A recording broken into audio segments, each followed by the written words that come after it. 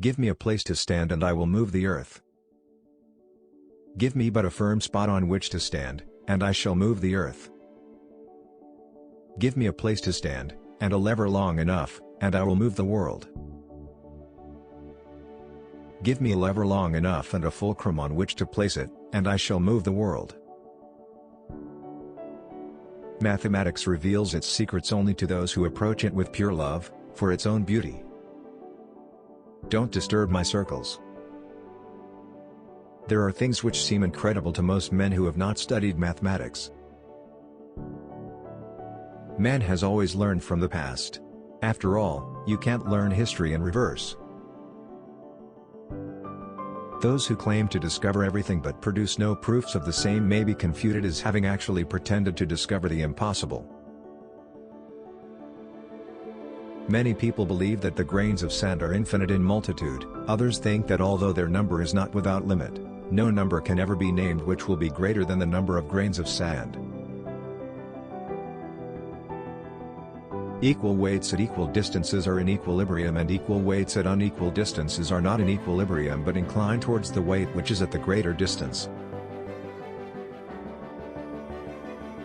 Any solid lighter than a fluid will, if placed in the fluid, be so far immersed that the weight of the solid will be equal to the weight of the fluid displaced. The perimeter of the Earth is about 3 million stadia, not greater.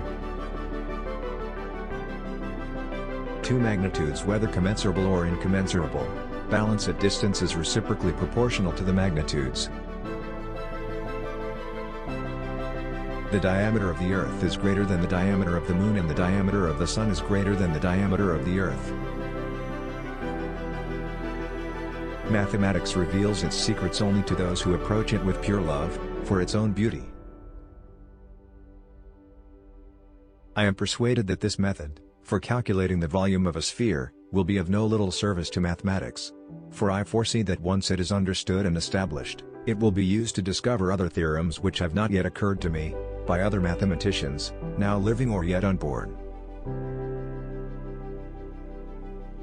The center of gravity of any parallelogram lies on the straight line joining the middle points of opposite sides.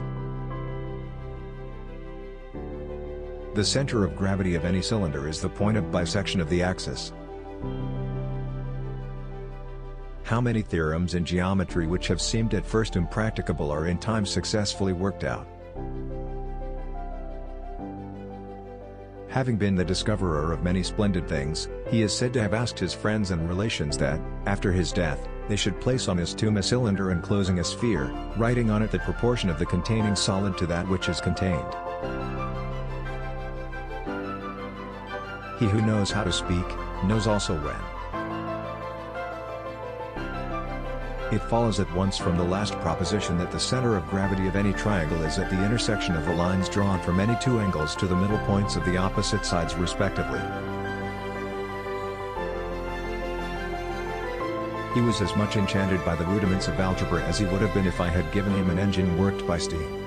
Every day he made the discovery of something which seemed to him exquisitely beautiful. The new toy was inexhaustible in its potentialities.